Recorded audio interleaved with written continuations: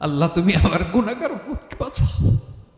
এই দুনিয়ার বুকে রব্বুল আলামিন সব নবীকে একটা করে দাওয়া মুস্তাজাবা দিয়েছেন, মানে যে দোয়া করলে কবুল হয়ে যায় সাথে সাথেই। দুনিয়ার সব নবীরা ওই দোয়াটা দুনিয়ায় করে ফেলেছে। বিশ্বনবী বলবেন, আল্লাহ ওই স্পেশাল দোয়াটা দুনিয়াতে করি নাই, আজকে আমি তোমার দরবারে দাঁড়িয়ে কিয়ামতের দিন ওই দোয়াটা করছি। আল্লাহ আমার যে উম্মতের হৃদয়ে যাররা পরিমাণ ঈমান আছে, আমার একটা উম্মতকেও তুমি জাহান্নামে ঢুকাতে পারবা না।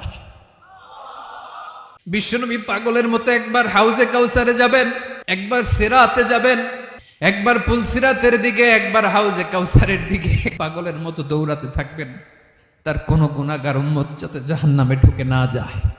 উম্মতি বিশ্বনবী আমার জন্য কাঁদবেন, আপনার জন্য কাঁদবেন, আমাদের জন্য সেদিন কেঁদে কেঁদে জাহান্নামের দরজায় দাঁড়িয়ে আমাদেরকে টেনে টেনে জান্নাতে ঢুকাবেন।